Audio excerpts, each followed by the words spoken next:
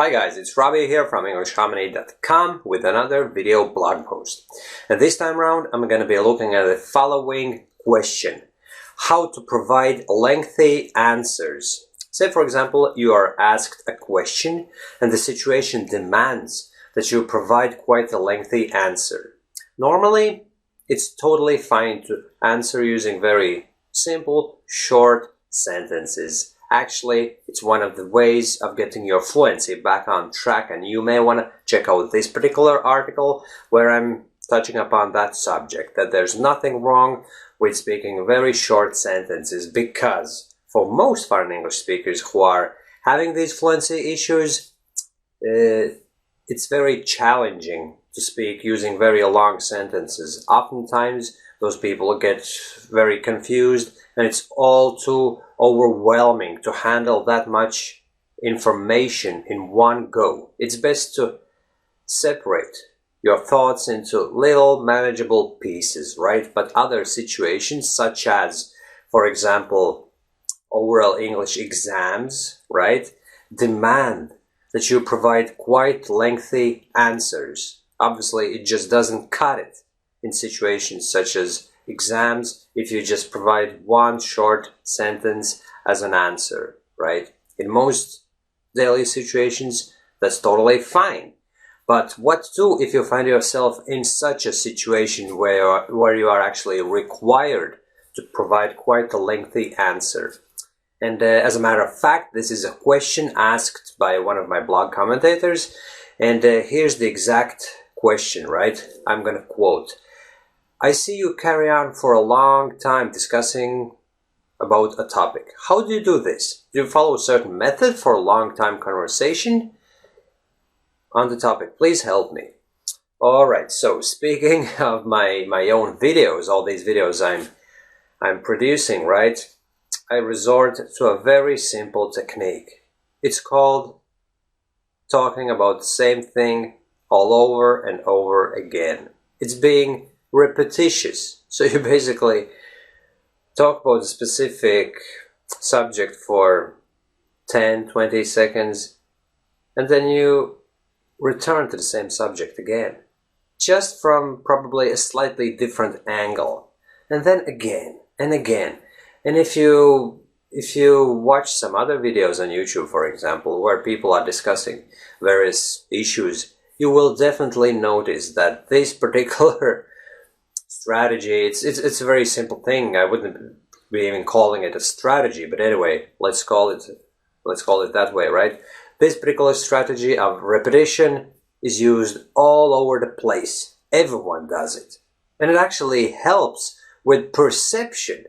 Sometimes when you're describing something in particular, the recipient of the information, the one who watches the video, the one who listens to you, obviously doesn't understand the concept maybe. So it's up to you to explain it to him. And you need to be repetitious to hammer it home to that person. Yes, sometimes they will understand what you mean just by saying it for the first time. But most people have to be told simple things a few times all over and over again until it registers with them. It's a simple fact, and I do it all the time in my videos. If you go back and check my, say, latest videos, this is the way I structure my videos, right? I define the issue, and then I mention a specific aspect of that issue, and then I probably mention another aspect, and then I just go back to the previous point I made. Just probably from a slightly different angle, using a lot of synonyms maybe, you know? Let's say, for example, let's just choose some random subject. What could it be? What could it be? Let's choose this one. Inhalers, or the so-called electronic cigarettes, right? I'm trying to replace real cigarettes with these inhalers because these thingies don't contain all those harmful substances that the cigarette smoke does. For starters, this is not smoke, this is just vapor, right? So speaking of those harmful substances, you see, I defined the issue. The issue is the harmful substances contained by real cigarettes. And now I'm going back to it again. You see, the thing is, this is all redundant language. This is all those hesitation fillers. That's the way I call them. You see, the thing is, there's plenty of harmful substances such as, and then you list a number of them. Tar and radioactive substances. Some people actually say, and this is something that I just thought of the moment I mentioned the radioactive substances, and I know for a fact that cigarette smoke contains them, right? It opens up a whole lot more to talk about radioactive substances, and then you can mention all the vast array of chemical elements actually contained in cigarette smoke, right? And then you can talk about the fact that there's about 2,000 chemicals discovered in smoke. So it's not just the nicotine, which is the biggest detrimental substance that affects your health. It's actually all those 2,000 other substances and rocket fuel and whatnot. Well, obviously not the exact rocket fuel, but substances you can find in rocket fuel. You see how long I was talking about this particular subject for? And I didn't say an awful lot. I just mentioned that there's radioactive substances, things found in rocket fuel, and chemical substances, right? But the point is, I was talking about pretty much the same thing. I was beating around the bush, so to speak. But that's the whole point. That's how you make the conversation lengthy. And bear in mind, this is not a conversation. This is just a monologue. This is a situation where you have to make yourself last long enough in the monologue to be understood, to express yourself clearly and produce a very lengthy speech, right? And even the last few sentences that I said, I named the same thing using different ways. You have to make yourself understood. You have to produce lengthy speech. You have to speak long enough. You have to make yourself last during the conversation. It all pretty much describes the very same concept. Well, obviously, it is a skill you have to develop. It's nothing that you will develop just overnight, but this is basically the strategy. You beat around the bush, you define an issue, explain it, and then go back to it again by calling it other names, right? And basically you touch upon the same subject. You're going around circles, talking about the same thing from different angles. Call it different ways. And once you define something specific, that actually opens up more opportunities to talk about related issues, do that by all means. The moment I mentioned radioactive substances, I remembered the rocket fuel thing that I'd heard a while back, and I remembered the 2,000 chemical figure and all that. So basically, that's the strategy. You talk about the same thing all over again. Be repetitious. Don't be afraid of beating around the bush. Some people will call it totally unnecessary. They will probably blame you for using too much redundant language and talking about the same thing all over again, but that's what you want. This is actually your goal in this particular case, right? Your goal is to provide a lengthy answer, a lengthy speech on a subject, and believe me, most people who are listening to you are not going to see the negative aspect of your speech. They're not going to necessarily spot the fact that you're talking about the same thing all over again, unless you actually repeat yourself like a robot.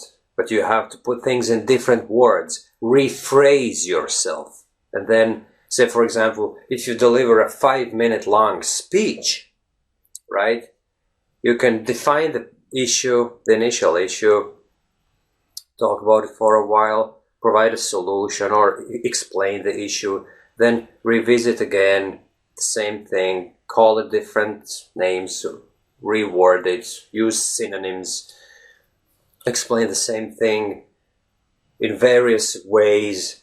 And then when you've done that, you can actually return to the initial argument to reiterate the whole thing. Basically, to make it understood for those who probably didn't get it the first time around.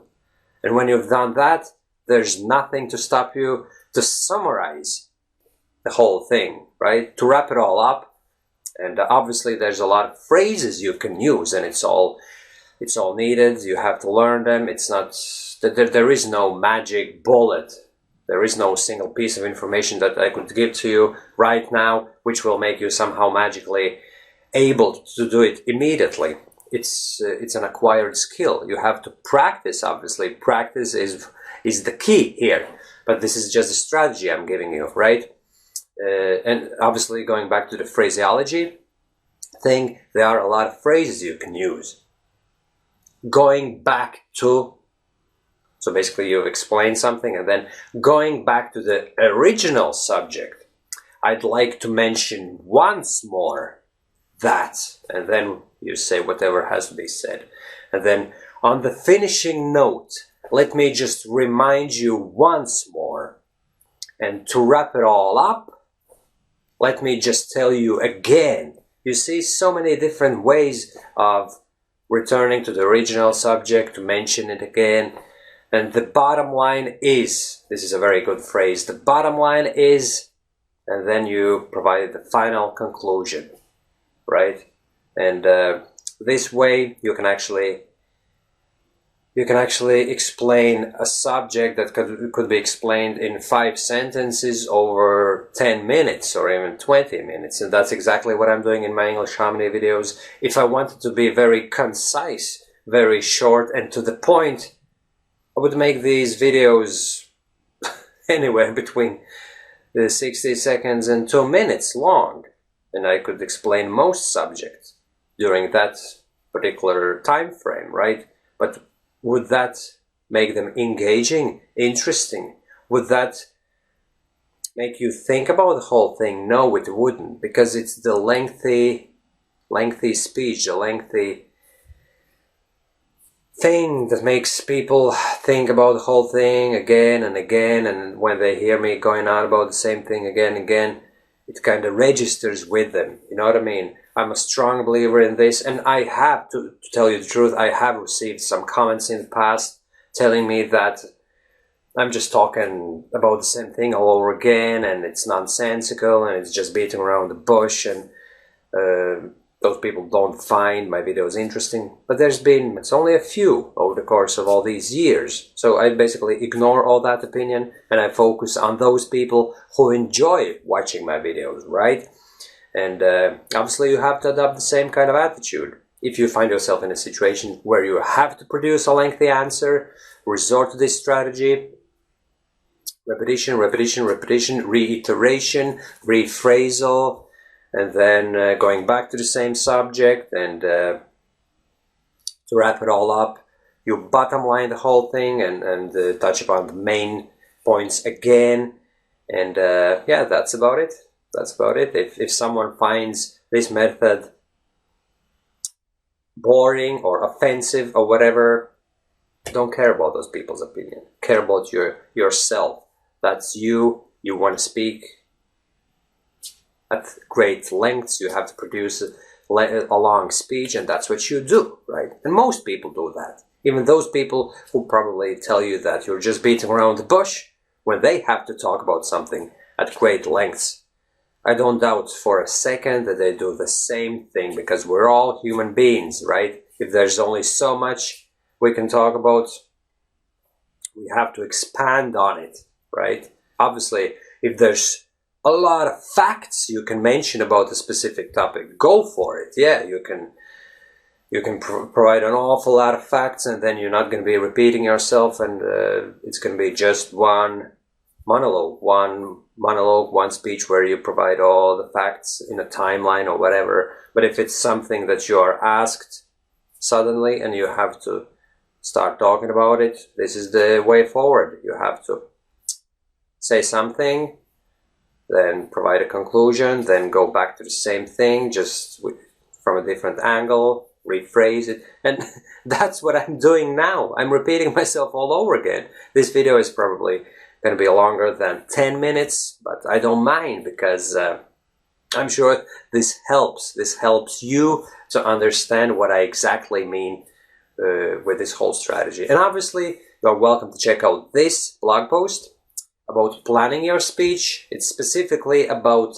planning your answers when you are asked unexpected questions, right? And it's quite relevant when touching upon this particular subject of how to produce a lengthy answer. But I actually haven't mentioned this particular strategy of repetition, reiteration in that blog post, right? So combine the knowledge you gain from this video plus that blog post, and I really hope that the benefits from watching this video or reading that article will contribute into your ability to produce lengthy answers. Thanks everyone for watching this video. If you have any questions, please don't hesitate to publish them in the comments section below. Thanks, and bye-bye, my friends. Take care.